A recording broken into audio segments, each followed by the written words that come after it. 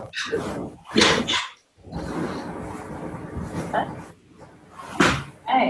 All right, welcome everyone. Hello, my name is Diane Jordan. I'm an Associate Director here at MIT Sloan. I would like to personally welcome all of you who are here today live in our audience, as well as all of those who are online joining us.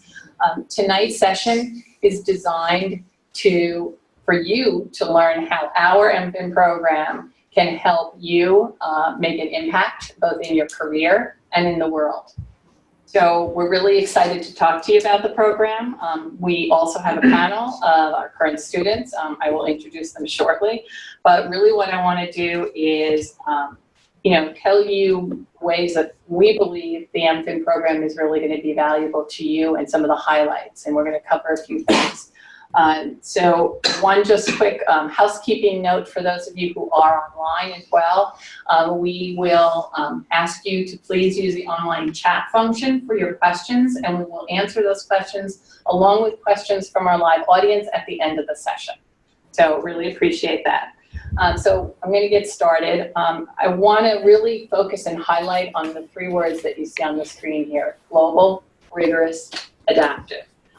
What that represents is a program that is geared for high achievers who are looking for a rewarding career in finance.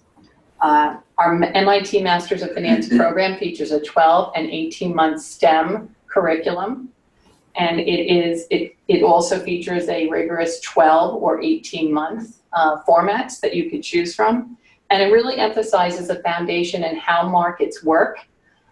We emphasize a lot around the most advanced financial theories, quantitative models, and industry practices. And we're really operating from a leading program that has a legendary reputation, world-renowned faculty and innovation, and hands-on learning experiences in a top-ranked early-stage finance degree. So the program is adaptive.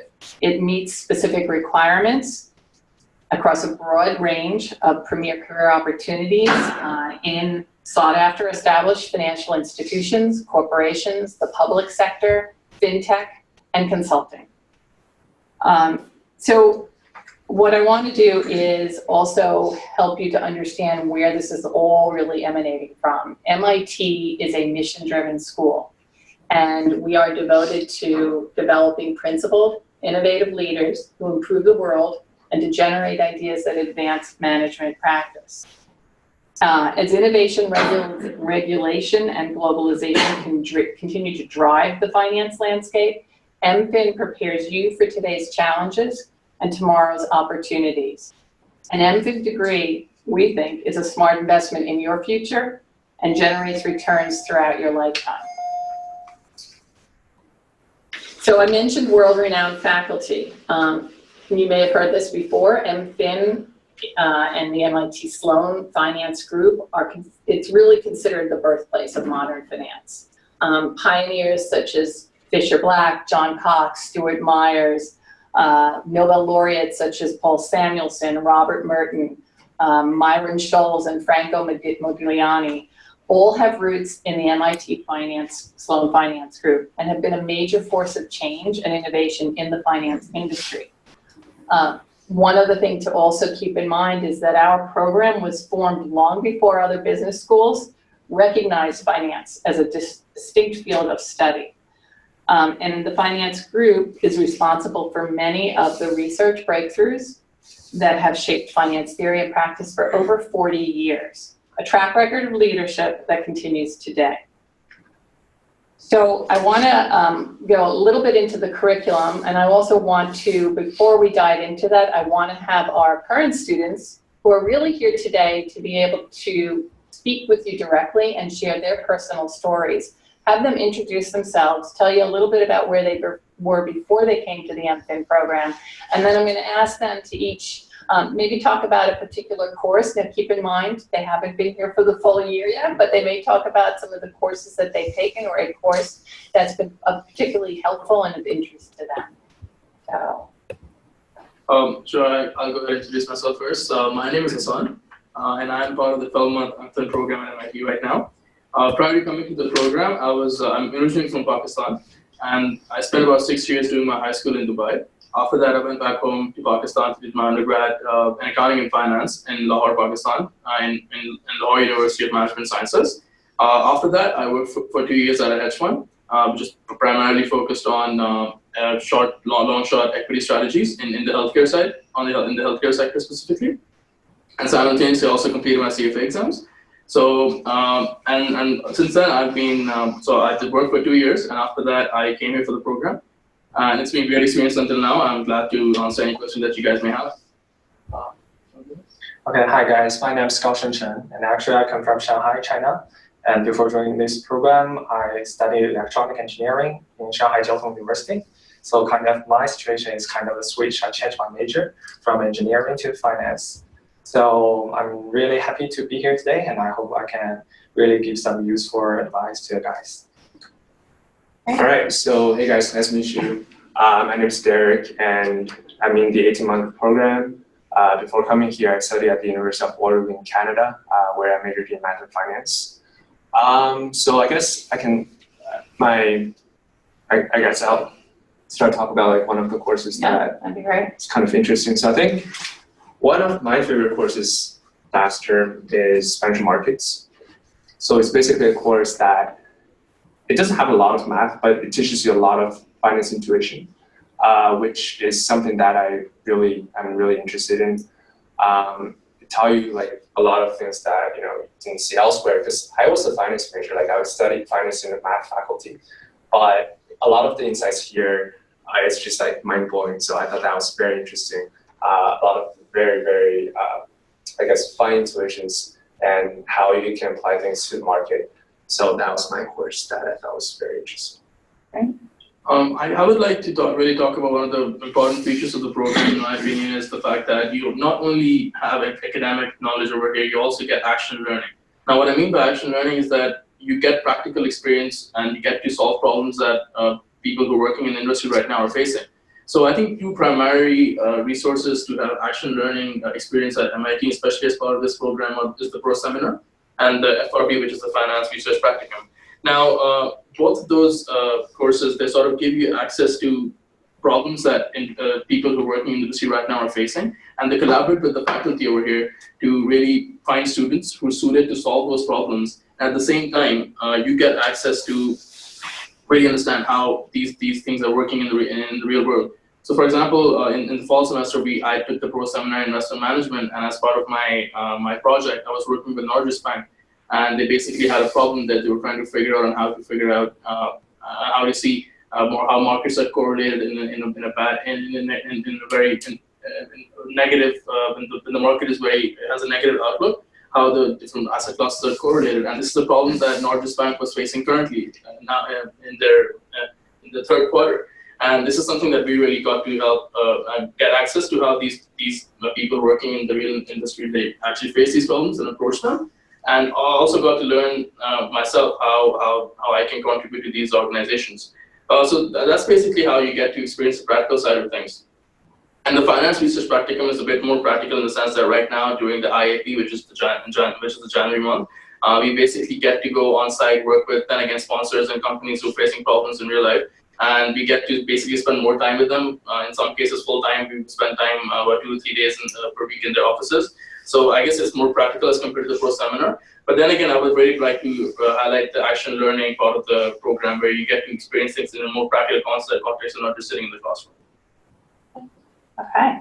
And then another aspect in terms of the curriculum is that we do offer optional concentrations. Again, optional. You can only choose one, but it is an opportunity, as well as the certificate programs or certificates in business analytics, healthcare, and sustainability. It sends a strong signal to a potential employer that you have some additional skill sets in a particular area. And we've had this year, many of our students take advantage of either a concentration or doing one of the certificates. Okay.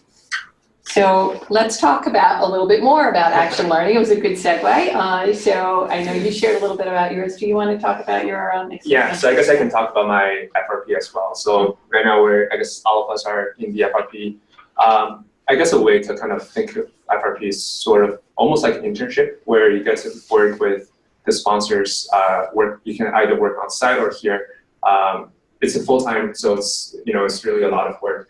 In terms of I guess my project is actually with the quant fund. So they are interested in how, because right now, I guess over the past 7-8 years, volatility overall has been really low. So they're interested in what kind of factors are work under a low volatility environment, right? So basically, they give us this high-level idea, and then we kind of just tackle the task, right? So all the way from data gathering to how do we want to deal with these data, and then how do we want to approach these data. So I think it's a really fun experience, and I think it requires a lot of communication.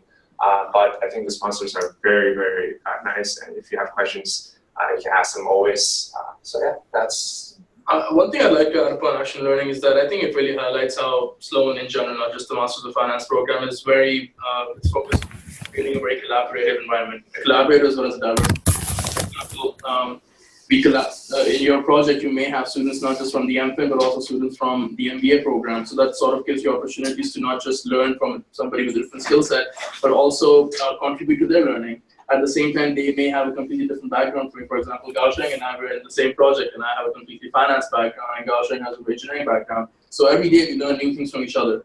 So I think that's where the collaborative aspect of Sloan really comes into play in these action learning courses, and so does the diversity. So, for example, the fact that we have different academic backgrounds is also diverse, and I think that's really helpful in my opinion. But I think action learning is really helping me in that sense. Yeah, and I would like to they talk about the content of the FRP, Financial Research Practicum. But for me, I wanted to talk about some real stuff. I try to give you some point of view of the value of that project, because everyone knows I'm kind of an international student, and I also know that many of our potential applicants are also come from outside the US. So many people are trying to concern about the recruiting when they are trying to apply to one master program. So if you feature trying to find a job in the US, kind of, people are quite prefer, something they are familiar with. So as an international student, it would be better for you to have more US experiences. So I think that would be a very important value of all those action learning projects, because they are kind of the future potential US experiences that will be shown in your future resume. Yeah, great. And just to add to everything you all said, because this is a hallmark of MIT action learning. I mean, it is something that is really extends over all of our portfolio programs. And we really encourage not only our students here at Sloan, but other students coming from other parts of MIT can also participate in these projects. So it's another way to get exposure to different perspectives, different backgrounds or disciplines. And for the MFin program, we have designed one that is specifically for students who are interested in finance, and that is this Finance Research Practicum. It is led by one of our finance faculty. She develops relationships with companies, as all of our panelists have mentioned, who have a high impact challenge that they need to be addressed. And they're looking for some smart MIT students who have an interest and a passion in finance to really help them to solve those problems. So it's not just a field study, it's actual work. You're taking the theory that you've learned in the classroom and applying it in practical terms. And that can sometimes be, as all of you have mentioned, a bit of a difficult transition. Because the theory isn't necessarily always easily recognizable as a solution to a company's problem. There are many other nuances and factors that play a role in it. So it is a great, for all the reasons we've just talked about, it is a great way, and you actually have to, as part of being in the MFin program, fulfill at least one action learning requirement. So you can do that through either the FRP, the pro seminars in capital markets or corporate finance are also great ways to be able to do that. And many of our students actually take advantage of all of those things. So again, it is a hallmark of what we do and so much of what we talk about here. So let's actually move on and talk about another good segue that you mentioned was about the career. We do have a personalized approach to and customized approach to career coaching and developing rewarding careers for you. So, our career development takes advantage of today's incredibly diverse, opportunity-rich world of finance. We have a highly personalized approach which provides individual students with expert guidance in navigating these premier opportunities. You work hand in hand with advisors from business and finance backgrounds who help match your career goals to opportunities. And they're among highly sought after established financial firms, as I mentioned earlier, public institutions, leading edge organizations around the world. So as an MFin or an MIT student, you also have access not only to these dedicated career advisors, but to MIT, the Institute, and the general MIT Advisement and Career Office. So it's a pretty wide range. We take every opportunity to also help you to network with our alumni. So that's another way to make those powerful connections. And our alums, from my own experience, are very open and willing to support anyone who's got that mit.edu at the end of your email. They're ready to talk to you and really do want to offer their help. Do any of you want to talk a little bit? I know it's early for most of you, but do you want to talk about what resources, again, you've sort of taken advantage of? You mentioned FRP, but anything else that, how have you taken advantage of some of the services that the Career Development Office offers? Any other networking and events? Yeah, so I guess I can talk about the career office at the main campus. So I mean, there are two career offices, right? One at Sloan and one at the main campus. And I think you should really take advantage of both, because a lot of, both of them offer you a lot of, different activities, and, there are career fairs, there's, company info sessions. So actually for me, in the coming summer, I'll be joining BNP as a summer intern. And I found this job actually from one of their company presentations, right? So I work with the people there. And this event was actually organized by the main campus career office. So, they really work, right? So I think you should always, reach out, attend to as many events as possible. Yeah. I think I would like to add to that as well. So I think most people understand the fact that recruiting in the US is somewhat different from the way it works all around the world. Wherever you're from, it's a very unique style to how recruitment works. So I think the fact that this program starts in the summer, that allows everyone the opportunity to not just catch up on the basic finance concepts, but also have regular meetings with the career advisor, the CDO advisors, and also have regular sessions with them where they basically introduce to you from scratch how recruiting works in the US. They give you strategies on how to make a good resume, strategies on how to make a good LinkedIn profile, strategies on how to network with people, strategies on as much to how to even send out emails and basically network with people and learn more about their organizations, or learn more about opportunities which exist out there. So I think if you're coming from an outside US background, I found it very helpful to attend those sessions and really gain insight into how recruiting works in the US. And the CDO office definitely helped me with that. And I guess I'll add one more thing, is that, I think your peers or classmates, whatever, they are also very helpful as well. I remember when, I think back in this, August or something, in the summer, we were basically just passing through our resumes to each other to, go over each other's resume. I think that's very, very helpful to me. And yeah, just take advantage of anything that you can find. And I might add, that's probably a little unusual from my experience, is that there is not this, competitiveness among the students themselves. Just the example that you used, I think, is a really important one, because everybody really is trying to help one another. So that's an important part of when we talk about community and collaboration. Yeah, I just want to emphasize that the value of the summer term, because that's kind of a special characteristic of our only MFin program have. But maybe the downside is, we can to begin this program quite early. I even do not have the chance to attend my undergraduate graduation ceremony because it just starts too early.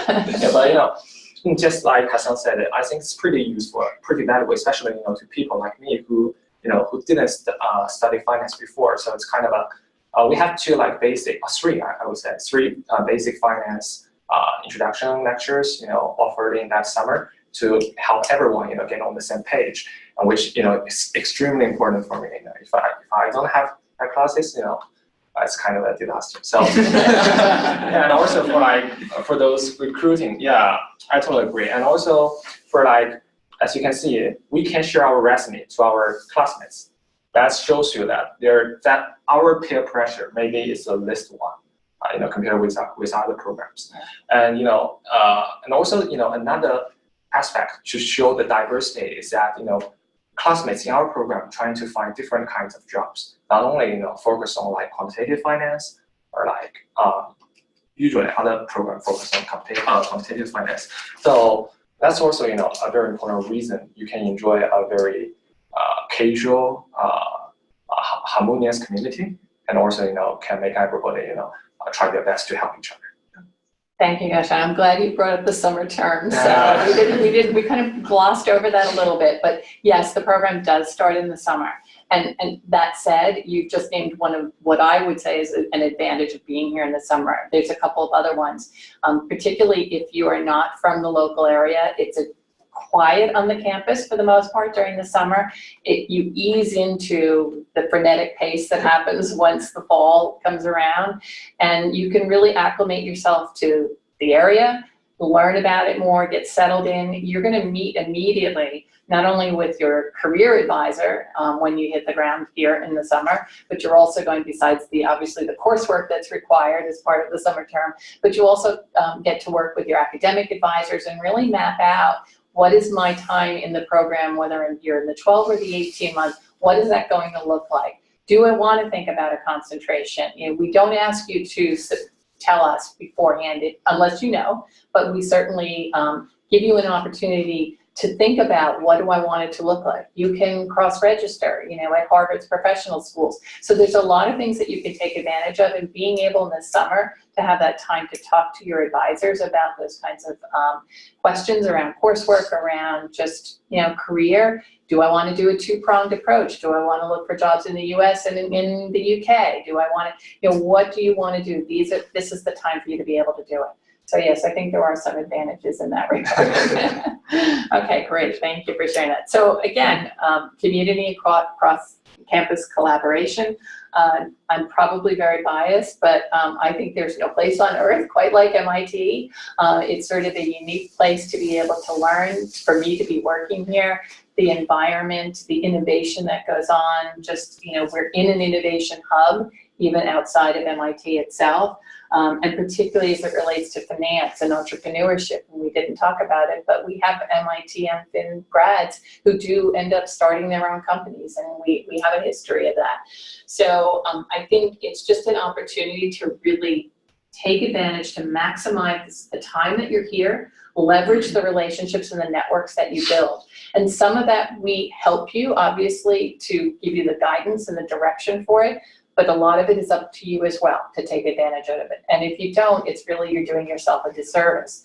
So along those lines, you've mentioned a couple of things that you've done. Maybe talk about some of the fun activities too, in addition to anything else that you've done, whether you're taking courses at Harvard, or if not, some of the clubs and activities that you've been involved in. All right, I'll do it. Yeah, I think this program is actually a lot of fun. So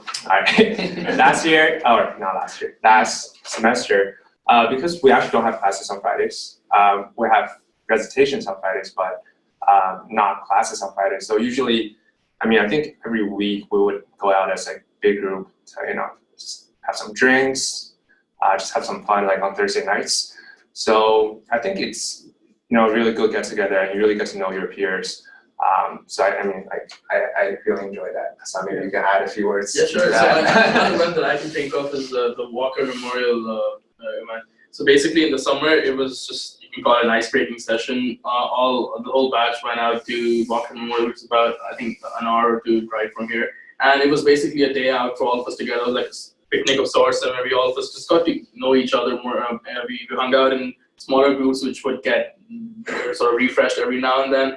We got to know each other more better personally, and do activities which were sort of building connections with each other and just getting to know each other better. So I think there were a lot of initiatives taken, not just by Sloan, but also by students within our batch, to really come together as a group, go out, have fun, get to know each other, and sort of develop those strong contacts and that network which will help you in your professional life going on forward. Yeah. Definitely. And I think another aspect of collaboration and forming that network is the fact that there's always an overlap with that. So for example, since Derek is an 18-month student, so once Gaosheng and I leave in the summer, and the new batch, hopefully some of you guys come in. So people like Derek get the opportunity to network with a whole new bunch of people. And then those guys get to learn from the experience and insight of like Derek had over the last 1 year or so. So I can personally speak from that experience because a lot of the returning MFins from last year. They taught us a lot of things about how to approach recruitment, course selection, things like that, and just basically it doubles up the number of people that you get exposed to, from friendships where learn from, and then obviously you have access to the alumni network, which is a whole new animal. So yeah. So that's actually another good segue. So let's talk about, as an alum, what is it? So it's a pretty powerful network, as I mentioned earlier. You know, when you think about the numbers alone, and we think about the impact that our alums have had in the world, and it goes back to what I said earlier, and at the top of this conversation. So when you combine all of our alumni, and they're in over 90 countries around the globe, and the numbers of active companies that they are in, 30,000 plus, jobs that they've created, 4.6 million, and about 2 trillion in total annual revenue. That's basically the equivalent of the 10th largest economy in the world, or as we like to call it, the MIT nation. So that is an extremely powerful network to have access to be a part of. And again, many of our alums are extremely active and willing and around to help people. And it doesn't matter where I go as part of my role in admissions and travel in many places around the world, I'm always amazed at how welcoming our alumni are, and really do want to help as much as possible. So I now want to do a quick segue into, well, I hope, after some of the things that you've heard, some of their stories, that you're eager to learn about admissions and what it takes to become an MFin student. We have closed our July 2018 enrollment. So if you're thinking about enrolling, it would be for next year. Our application materials that I'm going to share with you here are all based on this year that's closed. Every year, our admissions and finance faculty review our admissions process and requirements. So this may change a bit, but for the most part, we have been pretty similar over the past several years. There's, of course, a list of what you might expect in terms of materials that we're looking for, but really the important thing is that, you know, first and foremost, although we take a holistic approach to the admissions process, we are focused very much first and foremost on academic strength. So we're going to be looking very closely at your background and how academic strength relates to it. And then we're going to be looking at your interest in and passion for finance. Where have you demonstrated opportunities that you've taken advantage of, either whether it's full-time work, whether it's internships, how meaningful were those internships and the work that you've been doing? Have you done research? You might be someone who's been in more of a research function, but involved in some financial, aspect or field. We are interested to know from your recommenders. We typically ask for a at least one professional recommendation and 2 from an academics. So some of your finance or professors, if it's not finance, from other disciplines. And we want to know things like, how do you contribute in those environments? What are your team building skills or interpersonal skills? Communication skills are extremely important, as well as the academic ones. There are the tests that you might expect, GMAT or GRE. We have absolutely no preference as to which one. We have it, asked for TOEFL or IELTS. Again, this is this year's requirements. We include a video statement in the application. So what is a video statement? It's essentially a randomized question where you will be asked a non-technical question. It's usually general knowledge or common knowledge, nothing that you need to prepare for in advance. But it's an opportunity for us to see in 1 minute, and again, it is timed and it is randomized, to just get a sense of your personal presence. And you heard from our panelists that a lot that's important to us, in addition to your academic strength and your passion and experience in finance, also includes your ability to collaborate and be part of the community. So we are looking for those kinds of demonstrations of those traits and characteristics. And then there's an optional question. Typically we'll include that for anybody who feels that maybe there's something extra special about yourself and your background. Each of you has your own unique story to tell. So we encourage you to take advantage of it and tell that story, if that makes sense. You can include a link to a video you've done if you feel that that would be valuable. So these are some of the things that we ask for as part of the admissions process. We have for many, many years now, as long as I can remember, always had a deadline and one application round or deadline in early January. So again, we have not established what it will be for next year, for 2019, but it's been pretty consistent for several years now. And we make some preliminary decisions after all the applications are in, and then we invite a subset of individuals to actually interview in person. And we travel to many hub cities around the globe.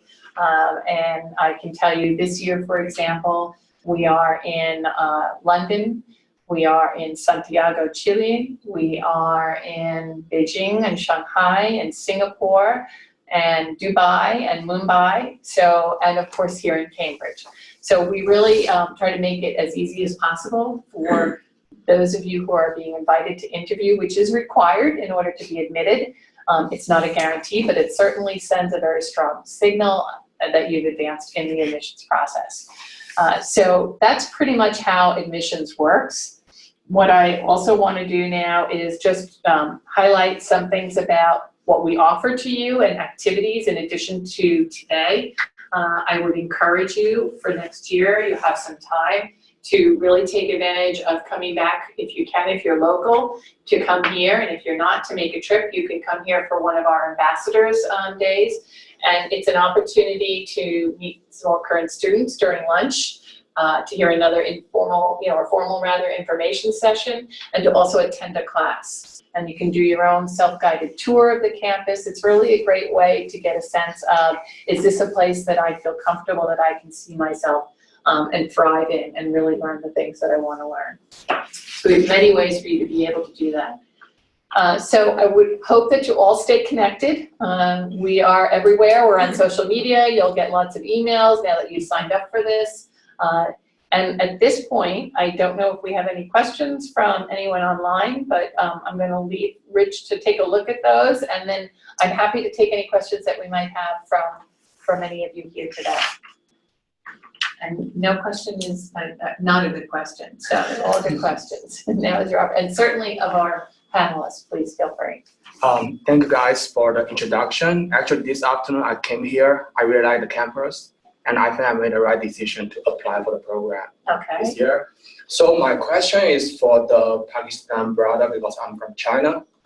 Yeah, because you mentioned that you have previous finance working experience, and then you work for the hedge fund. Actually, it is also one of my interest area.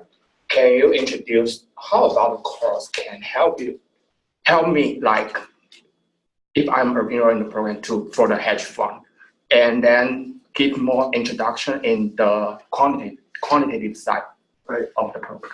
So I think that's one of the things that even Gaosheng mentioned, that the best part of the program is that it's not just focused on one specific type of finance. So it's many of the competitive programs that you guys see, they're just mostly focused on either financial engineering or financial economics, or purely quantitative focused programs. So I think the best part about our program over here is that it allows you to, first of all, within even asset management, if you want to, it gives you the skill set to approach a quantitative hedge fund or a quantitative firm or a fundamental firm. Or if you're interested in investment management, it also allows you to apply to firms that are more into the investment banking area, or even consulting. So I think first of all, the best part about the program is that it allows you to explore different fields of finance. So the day you enter, you're not limited to a certain field. And I think that's where the summer really helps some people, because when they come in, for example, people who don't have any finance background before, they don't really know what they want to do in finance. They just have an understanding that this is an interesting field. So that summer component, it helps you realize and really self-discover what you're interested in. And the CDO definitely helps in that. So I think with respect to that, it keeps your options open when you come in. But then specifically speaking with respect to the quantitative management, asset management side of things, so I think the fact that we have different concentrations within the program, the financial engineering concentration, I think, prepares you, as well as any other program in the world could, to really go ahead and land a very good job in asset management. And I think the fact that we have so many, the alumni network also helps them. So the fact that we have so many alumni, not only from Sloan, not only from the MFin, but also from Sloan and the main campus, who are working in asset management firms and within the quantitative side of things, you have the opportunity to reach out to them and really form a network with them. And then and they have on-campus visits as well. For example, that's how Derek mentioned that he got the opportunity that he's exploring in the summer. So you have these opportunities, all of these factors coming. So from the academic point of view, in terms of being prepared to do the job, you have the financial engineering concentration. You can also customize the curriculum the way that you want it to be. You can not just take courses at Sloan, but also take more mathematical or engineering focused courses to prepare you well for that kind of a job. And then you have the alumni network, which is present here in Boston, and also you can reach out to them, speak to them over the phone. And so I think in terms of those two things coming together, you're prepared academically for the job, and then you also have access to those people, the right people you want to talk to, you want to network with, and really speak to get those opportunities. So I think definitely the program prepares you well, not just for a quantitative asset management job, but also if you're interested in investment banking or consulting as well. I think that's the best part of the program. Can I answer your question? I do have a follow-up question. Thank you guys for your information. So I mean, if you just talk about the MFin program, how much is the curriculum geared towards the quantitative aspect of finance? Like, how much percentage would you say? Like, if you have. So I'm going to go back to the curriculum here. So all of the coursework that you see in the bold red are required core. So if you look at that, there's some pretty rigorous, and these guys could probably speak to it better than I, but rigorous coursework around financial mathematics, for example, the corporate finance accounting. You haven't taken analytics of finance yet, so that's a capstone, but that will be another very, what I would say rigorous one. So there's definitely in the core requirements alone, regardless of whether you're in a concentration or not, will be pretty rigorous because it has to be, but we're not an MFE program. Okay, we're not an MFA program. That said, everything Hassan just mentioned about if you want to pursue a more quantitative finance track or something along those lines, then you may want to think about either taking courses out of the financial engineering concentration or pursuing the concentration itself. Those are the kinds of things that, sort of going back to what I said earlier, do your research, come into the admissions process, not just being admitted into the program, but come into the admissions process with having done some research about what does it take to be able to have those types of roles? What do I need to know about the skill set that I'm going to need? Because it's that much more helpful even when we talk to you from an admission standpoint to be able to articulate that. Does that help? Absolutely. Okay, good. Thank you. Good question. Yeah. I have a question. I think it's really important to have, a strong ethical background in the finance space, especially as some is so regulated, such as banks and some, lack of regulation. Do you think outside of your ethics course, it's a focus in other courses? Is that constantly brought up? And in any of the case studies, are you really focusing on, an ethical standpoint? I think ethics and morals are one of the common feature across Sloan. So I think that's the sort of thing that you see not only in one course, for example, that's the sort of thing that you experience every now and then in every other class or so, because, for example, in all the courses that most of the courses that we've been studying, they take sort of a case study approach. And within case studies, you come across a lot of these issues, ethical issues, especially as you mentioned in the finance sector. So I think when you discuss those issues in general, and how your colleagues react to it, how the professors react to it, you sort of get that sense that the school is not just about teaching you how to make money or how to basically be good at finance. It's also about keeping in mind that there's a strong code of ethics and morals that needs to be followed. And I think I wouldn't just say that I felt that during the ethics course, I felt that during each and every course and each and every class that I attended, that the colleagues that I have in this program, in this school, they are of very high ethical moral standard. And I would just add to that, if you go back to when this program was started or launched in 2008, what was going on in the financial markets? It was, not a pretty, situation. Yeah. And one of the main, reasons or the impetus behind our finance faculty forming this program and developing it was that was one of the main reasons or the impetus for it because of what was happening in the financial marketplace and what went wrong. And a very strong feeling that we need to do something. Our mission statement is really what it is, to create these ethical discipline leaders. So I would say, yeah, absolutely, it runs throughout what we do. And there are some courses that specifically are around finance regulation, and we have many faculty who actually, that is their focus of a lot of the research they do. So there's, I didn't mention it earlier, but we have the Golub Center for Finance Policy, which is an amazing resource and where our finance faculty really do a lot of their research, and an amazing resource for students who are interested in some of those things. Yeah, great question, Seth. Yeah. Hi, I have a question. I'm currently a finance student at Northeastern University, and my question is, will the admission office take care of like programming skills as the first priority? So that's a great question. So we actually, you didn't have to participate in it this year, but we are going to be looking at what familiarity you have with computer programming languages. And I'm talking about, R, Python, C++, MATLAB. Those are some of the primary ones. We don't require it, at least not at this point. Again, we haven't established what our admissions requirements are going to be yet for next year. But I will tell you that the students that start this July are going to take an assessment exam in the summer, which will evaluate how familiar they are or are not, and what additional skills or learning they need in order to help them get through the program. So great question, but yes, it's becoming more and more, I think, as we think about the industry and data and how important it is to be able to interpret and analyze that data, and not just for the sake of doing that, but what we're teaching you is also, what does this data mean then? What's the impact upon an organization? Some of our students actually go into the regulatory environment. And every year we have a number of students who are coming here because they are working for their central banks. So they're going to go back and they need that information. So computer skills are becoming increasingly more important in the industry. So will you consider admitting students who have programming background? We have students who come from, yes, absolutely. We have students from computer. We're also looking, though, for where you can demonstrate that you have an interest and passion for finance. And that could be in any number of ways. It could be clubs on campus, internships, jobs, research. So we are going to be looking for what's the connection. You may be a computer science person, but what's your interest and passion in finance? Thank you. Yeah, great question. I have this question for Hassan again. So, I mean, you said that, your prior experience before coming to MIT was in the financial industry. You were working for a hedge fund. So what I'm again not challenging the name and the fame of MIT, but what made you take this decision to come here? Because you were already in the industry. And again, one of the important points is like, I did my MBA in finance from UMass Boston 2 years ago. And I'm trying to break into the industry. I have 10 years of experience in IT, but because of my no internship experience or no prior experience in finance, it's getting difficult for me to break in. So I mean, since you were already in the industry, what decisions made you take this course, and how is it helping you? What was the real reason?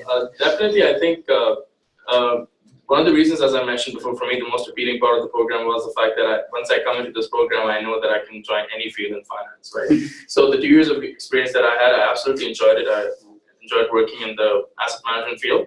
But first of all, the reason that I wanted to switch was that maybe even if I want to stay within asset management, I wanted to sort of explore other things. So I was working for a fund which was specifically healthcare focused.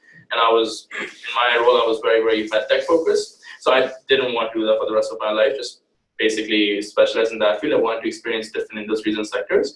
So that was one of the main reasons why I sort of wanted to switch. And I thought there's no better way to access a better network of alumni than the MFin program at Sloan. So I think that was one of the main reasons why I applied. And then again, I knew in the back of my mind that even though I get access to asset management jobs over here, but also later on, like 2 to 3 months into the program, if I find any other field more interesting, I can definitely explore that opportunity as well. So I guess for me, in my personal situation, I knew that I wanted to stay into finance, but I wasn't exactly sure if I want to stay in asset management specifically. So that's the reason why I made that conscious decision to apply for the program. And then again, even if you wanted to stay within asset management and not just explore other things in finance, the fact that you get an opportunity to talk to people who are in so many different amazing places, I really cannot emphasize enough the alumni network that we have here. I mean, you get access to people who are working in big firms, and you can speak with them over the phone. You can go ahead and have a coffee chat with them, and you get to learn so much. You get to learn about what people are doing different things. And you may know that you know everything about in finance, but unless you actually speak with the person who's doing the job, you don't know anything. So I think the fact that I really went down that road of speaking with different people who do different things, I learned a lot about how the things work in practical life, not just how things work in a specific healthcare sector. So I think that was the reason why I really applied for the program, because I wanted to gain insight into how things work in other aspects of finance. And if I find something else which is more interesting, I'd go for that. Thank you. So we have time to take one more question. Yes, please. Does the MFin students have access to classes offered at like other departments at MIT? Yeah, absolutely. Have any of you taken advantage of that or no? I'm taking Python next semester. Okay. And also not just other schools at MIT, but also you can cross-register with other schools in Boston. So Harvard. Sure. Harvard's taking Harvard professional next school, semester. so Harvard Law School, Harvard Business School, as well as the Kennedy School of Definitely. Government. You can cross-register. But students do. So, for example, we do have some students who perhaps come from an engineering background and want to take a course in engineering that they hadn't had the opportunity to take before. So yes, you can. Absolutely. So does that include all the classes or just like the grad level class? Are they allowed to also register? So for some that? of them might have prerequisites. It really depends. It really depends. Yeah. Good. I know, like, Oh, sorry. Go ahead. like some of my friends, they're taking an undergrad like Python class, so at the in campus. Yeah, you were just mentioning that. Yeah. And Yeah. And does Great. that count towards the credits for the program? Okay. Yeah, absolutely. Yeah. even the ones that Harvard do. Okay. Great. Well, thank you, everyone. Thank you to everyone who's joined us online as well. If you have further questions, please do not hesitate to send us an email. It doesn't go into a hole somewhere where nobody looks at it. We actually do respond. And we're always interested in hearing, what you want to know about the program, about MIT.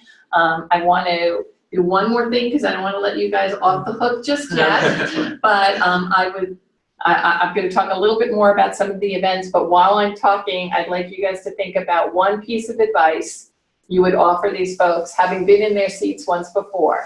And so I'll come back to you in a minute. So I mentioned earlier, and I want to just go over it a little bit more, we have these admissions events, and we dedicate a lot of resources and energy to these events. And we do actually have events around the globe, not just here on the Cambridge campus. So for those of you who are coming from out of town, or those of you online who are not from the area, please, if you haven't registered, register to get our emails. We will start to release calendars with information about those events and when they're going to happen. We do quite a bit in the summertime. We do quite a bit in the fall time frame as well, in cities around the globe. We often, when we are outside of the Cambridge campus, as well as some of the events that we do here in Boston, we invite alumni to join us and do a similar panel, but a panel of alums. So again, it's a great opportunity to get to know us better. And I think that's really important because you're going to be putting a lot of energy and resources into applying. And so you want to make sure this is really a place that I can see myself and that I want to be. Okay, great. So what's your one piece of advice? So I guess what I would say is that even though we mentioned that the summer program is very good, it helps you sort of be on the same page with everybody else. But I would say that before coming into the program, hopefully you guys will make it. Before coming into the program, just research your areas of interest in finance, see what kind of skill set you need for that, and just try to be as well prepared as you can before coming in here, because obviously the department, the CDO, professors, they will do everything they can in their power to help you guys, but at the end of the day, it's up to you, down to you, how much of an effort you want to put in. And as much of research as you can do before coming in, just to prepare better and hit the ground running. Right. Okay, my suggestion would be like, in short, just two words: differentiate yourself. So, as a student coming from engineering, the most common question I encountered is, why do you switch to finance? So this is kind of a very interesting story, because I exactly do it because of a film that is named 21. It is often in Netflix. If you guys can, yeah, definitely. My interest in finance really starts from there. So basically, it's kind of just showing you a student of MIT, he's really good at math, and he finally, join a team, playing the cards, 21.